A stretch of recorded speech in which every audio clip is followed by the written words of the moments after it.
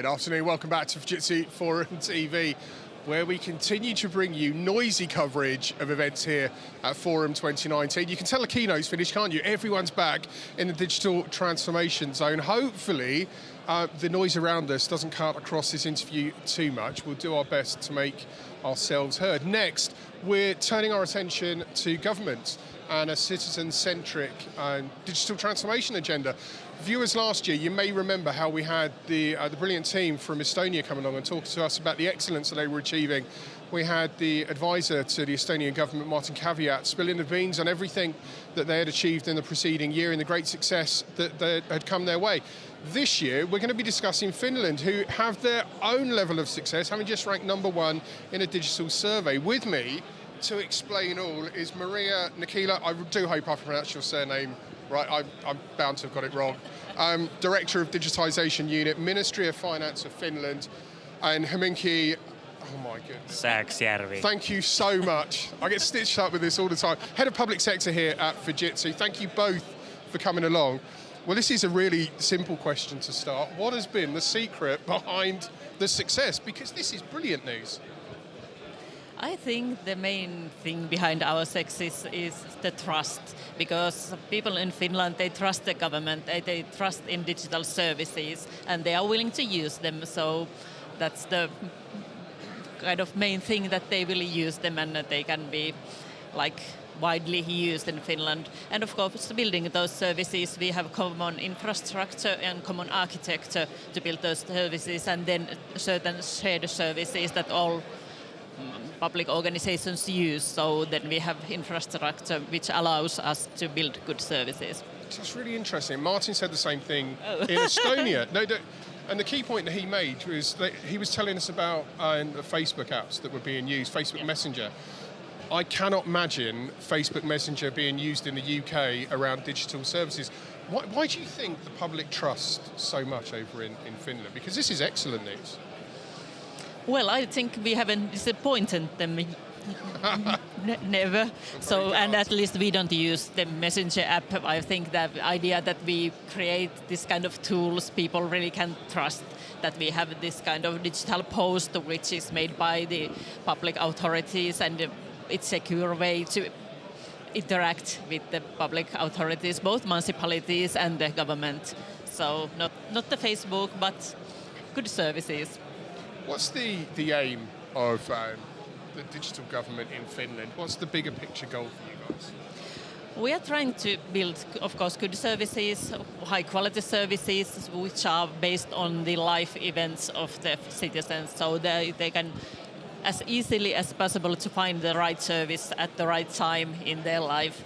So that would be no big mess when you are looking for the services and which kind of organization provides that service. That kind of service comes to you when you need it.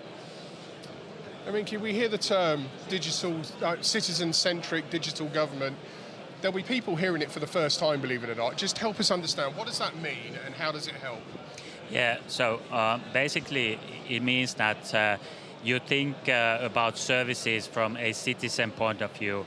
So quite typically when we talk about digital government, it's about making the officials, public servants' work better, easier, more productive. But it's not the full picture. So if you kind of forget the citizens and put them first and think about the processes and workflows from their point of view, how it's easy for them to use the services and so on. So that's the key here. What are the best examples of citizen-centric? Where has the success been? I mean, you must have done a lot of thinking around citizen first when you were planning your agenda. Well, if I put myself first and thinking about services I have lately used, which are good, of course, my tax is a very good service because I don't have to do anything. Usually they got all information automatically, and then I just check, okay, this is fine, and then I hope I get some money back, not have to pay more, but usually that's very, very strict counting. So it's pretty much automated? Yeah, that's very automated. And one thing we have, and I think we are only nation in the world who have this kind of e-authorization service that I can act behalf of somebody. I can act behalf of my kids, I can act behalf of my mother, or I can act behalf of company if I'm representative of a company. So that you can use that quite many digital services, and for example, all pharmacies in Finland accept this kind of digital authorization document that I can use my EID card, and then I can have my kids' medicine when I go there, because they can check I have a right to act on behalf of them. I can imagine there's viewers in Britain and Germany right now falling over thinking, why is it so difficult for us to get our taxes done? So it's obviously possible to deliver excellent digital transformation. For some of the countries who've possibly got more citizens, who may be looking at it thinking, well, it's okay, small country, fewer citizens. Is that a fair comment, or should they be trying to deliver what you've done? Because you've proven it works, right? Well, we think same thing about the Estonians, that they have a small country. But well, I think you can do it in also larger scale and bigger country, because the idea is the same. We have also municipalities which is quite independent. They have their own services, and we have choose that we made legislation to create this kind of system that all parties had to be in and include. And this is the way how we can make the change, that using kind of soft and hard methods to create the digitalization platform for all nations. A question for both of you. We're hearing a lot about artificial intelligence for good reason. How do we see AI being applied within government over the next couple of years? Where do you think it'll make a difference? We have no idea where we will make the difference, but actually we are starting a big AI program to find out more about that, because of course there are ethical issues, there are technical issues, and then there's issues about how we create the kind of concept or system, how we handle this kind of life events for people, citizens, and also the companies, and when they are interacting with the government or the private sector, and how we can help it with the AI, both the citizen and the public sector authorities work. So that's something we are building on right now, and we call it Aurora AI, and that will be, I think, the first this kind of program in Europe, and at least probably in the whole world. I find it interesting that you mentioned ethics. You've clearly got a trusted environment and wanting to look after that trust. And I know there's a lot of questions that viewers will have around AI and its ethics application. You know, right? Hemminki, where are we going to see AI impacting government over the next couple of years? What do you think? Yeah, so I think there has been a lot of talk about AI, like also in a theoretical way a bit, and I guess that's important to get the understanding first, but now it's time to have some concrete services and examples. So I think that's the key thing, to start experimenting more and having some real services. It can be like improving customer service or service for citizens, like chatbots. It can be speech recognition. It can be like text analytics to understand what the customer citizens are talking about. One of the quite exciting example we have done with a health district in Finland is about analyzing data to identify young people who have a risk of being excluded from society. So collecting different types of information to understand which patterns kind of lead to exclusion, which is of course a personal disaster or problem and costs a lot of money to government.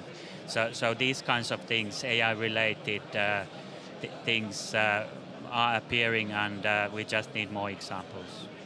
I'm interested to hear how Fujitsu's been helping the journey on digital transformation. Just give us an insight into what Fujitsu's been doing. Yeah, well, the one I just mentioned, I think that is one of the recent ones and really exciting examples. So how we can use AI from that point of view. Another maybe a bit older, more traditional even example is so-called Kanta service, which is personal health record. So you as a citizen, you can log on to the system online, you can see all your health related data there. So if you go to a doctor, whether it's private or public, whatever, so then the information is stored in that repository.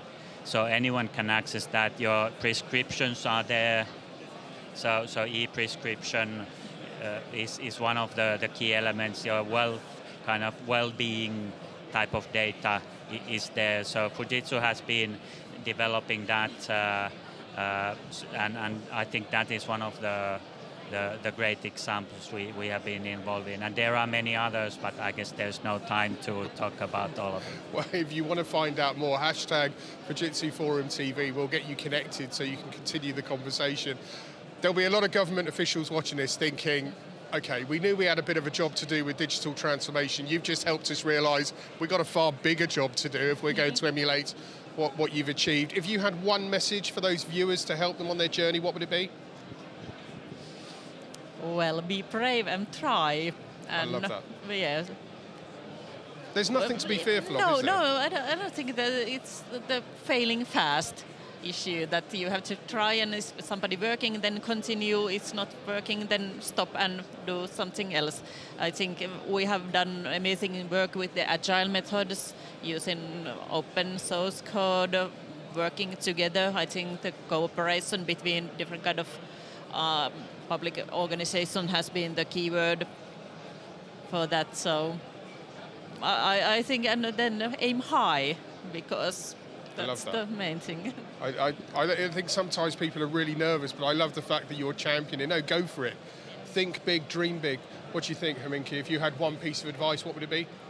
Yeah, so I agree with Maria. So it's about experimenting and just making things happening, and then maybe fail and then do something different. So that's important.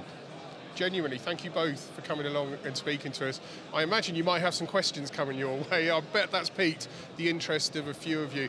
And we're going to continue to bring you insight. We've got a mission on Fujitsu Forum TV, haven't we, to look at the very problems your business or your citizens are facing. Next, we're going to give you a real-world use case of how blockchain has made a fundamental difference. Rice is one of the oldest commodities that's been traded. It's come from a place where it's quite an antiquated system, but blockchain has now moved it into the 21st century, and we're going to be speaking with Frederick de Broek, who heads up the Centre of Excellence for Blockchain here at Fujitsu, and he's bringing the Rice Exchange with him. We're going to hear all about this one next. What time are we at? It's 3:14. We'll be back live at 3:30 Central European time. Join us for that. Thanks for watching.